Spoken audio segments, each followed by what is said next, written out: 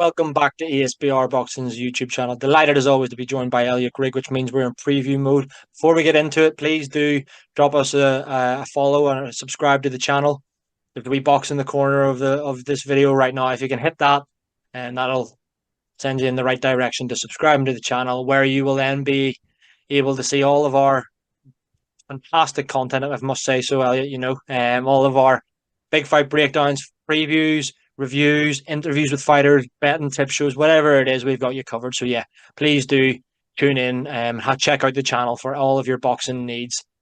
This is, as I mentioned, a preview video. We are in America. We are at the Desert Diamond Arena in Glendale, Arizona, for a super middleweight contest.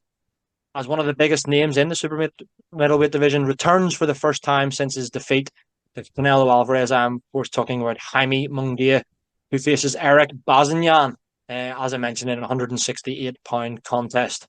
Before we get into the actual fight against Bazinyan and give our predictions and how we think this fight plays out, I want to ask you a few questions, mainly about Munguia, because he's the name here. He's the one that people are talking about as still one of the futures of the division, and that's what I want to ask you first and foremost, Elliot. You foresee Jaime Munguia ruling at 168 pounds once Canelo's maybe moved up to 175 and challenge Bivol again, or retires? Could Munguia be the man at super middle? Thank you very much for that eloquent breakdown. I think for me this comes down to where I suppose Benavidez is going to fight. Frankly, if he drops down to super middleweight, do I think Munguia is going to beat him? No.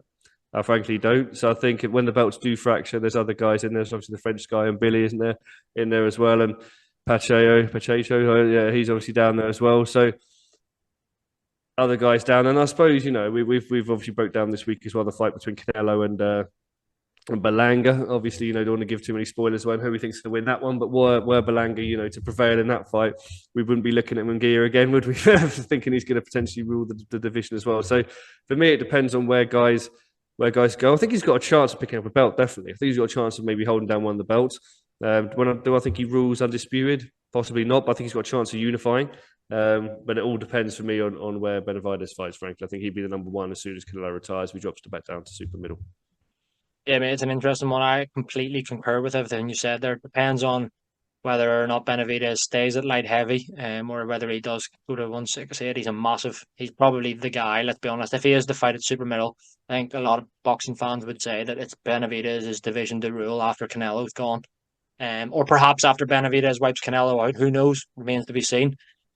Yeah, I do agree with what you said there, though. Like, say Canelo, just for argument's sake, Canelo retires or moves up and relinquishes all of his belts at super middle. Let's be honest, Jaime Munguia, with the name, his record, his star attraction, he would get a vacant title shot and he'd probably win it, depending on the opponent. I could see Munguia winning a world title at 168. So he obviously was a world champion at 154 pounds, obviously fighting Liam Smith and stuff previously. Good few world title fights there. So yeah, he's got a name. He has a name, and yeah, let's be honest. As much as I've maybe given him stick in the past for having a really padded record, he probably is one of the best super middleweights in the world. I think although he got beat by Canelo, it was no disgrace. I think he performed maybe better than some people think. So yeah, I think he could definitely. Maybe I'm not going to sit here and say he's going to be the man, but he could be one of the top 5 for sure with a belt anyway.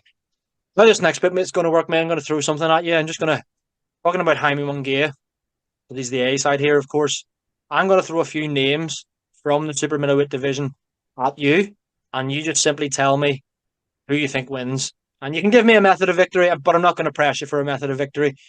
Jaime Munguia, David Benavidez. They fight tomorrow. How does it go? Benavidez, stoppage. Nice. Caleb Plant. Oh, that's a good fight. That's actually a tasty fight.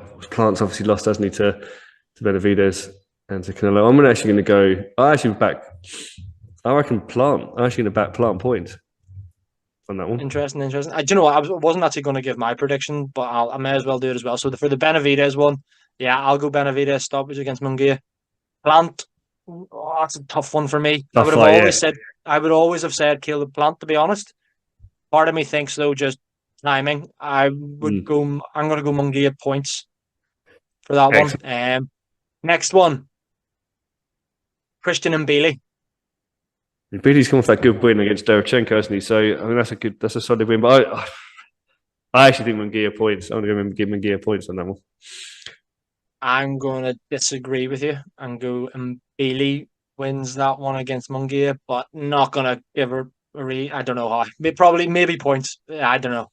These two are interesting. Obviously, younger fighters as well, just like Munguia is. Diego Pacheco, a lot of hype about him. So hard. I mean, battered Cullen, didn't he? I think. At this stage of the career, if they fought tomorrow, I'd back Munguia. But I think give that maybe a couple of years, maybe 2 years, 18 months, I might start to look at it differently. But at the moment, I'd go Munguia. I think points for Munguia there. I think timing's probably very key for that fight. But I'm going to go Pacheco now. I think Pacheco could beat Jaime Munguia. I don't want my, I'm not letting my somewhat, I'm not going to say I dislike Jaime Munguia. I don't, nothing against him, but I'm not going to let my opinion of his actual level dictate. But I do think Diego Pacheco is the real deal and could be one of the future of the division. But that's for another video. Edgar Berlanga, obviously, when you're watching this video, he will have probably already fought Canelo Alvarez, because it's the weekend before. But whether we might be sitting here and he could be undisputed, so probably shouldn't have started with him. But just warning the people that this video was recorded just a few days before the Canelo fight, so we don't actually know. So Edgar Berlanga, Jaime Munguia, how does that go? Mate, you've thrown me there because it's going to look ridiculous if we're sitting there and Berlanga's undisputed champion and I'm sitting there saying, I think if they fought tomorrow, to be honest with you, it's a really, really tough fight. I think I would like, obviously, to see how he gets on against Canelo. In the prediction video, we obviously said that I predicted, that Canelo will beat him, possibly by late stoppage, and you agree with me. But I think seeing that fight and seeing how he equips himself would obviously inform this decision. But if they did fight, obviously we don't have that context. I'm going to go, I would probably, I'd probably back Munguia to handle him, actually. I really would. I think probably on points as well. But I think the sort of style he's got, I actually would go Munguia on this one, definitely. Munguia for me as well, mate. I'm backing Munguia to beat Berlanga. Probably go points. Late stoppage wouldn't surprise me. I don't really rate Berlanga that highly, which would be a sensational clip for a short if he's the undisputed champion, by the way. Just before we finish, mate, as we back to this fight against Erik Bazinyan. Bazinyan undefeated himself, 32-0-1, 23 stoppages, Armenian fighter. However, he's never been in a 12-round fight. How do you think this one goes against Jaime Munguia?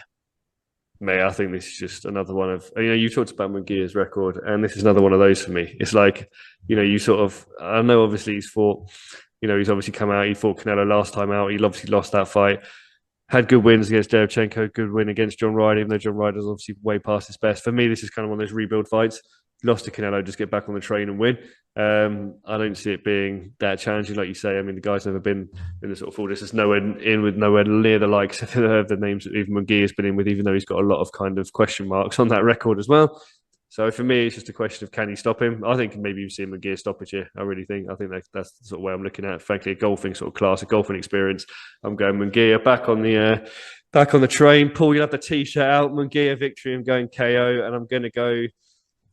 I mean, I don't have to pick a round on this one, but I would go probably first half of the fight. I really would. I think Munguia will just get to him early and stop him sort of somewhere around the middle, somewhere sort of 5-7, maybe 4-6, something like that. Interesting, mate. Yeah, I really agree. I think on paper, Bazinyan's got a good resume. On paper, like a lot of these fighters can build up a massive big record, and then when they get thrown in a 50-50 or a close fight, they get absolutely battered. I could see this. This is, let's be honest, you're going to try and rebuild Munguia back up. And this is the perfect opponent to do that. I think Bazinyan's very basic.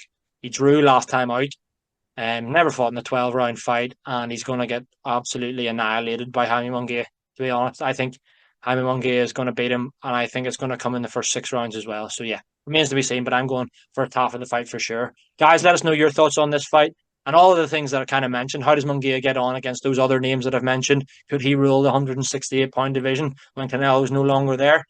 Let us know your thoughts. And as always, please do subscribe to the channel. Drop us a like in the video. Drop us a comment letting us know if we're talking absolute nonsense or not. But yes, Elliot, pleasure as always, mate. Guys, thanks for watching. Speak to you again soon. Thank you very much, Paul. And as always, guys, thank you very much.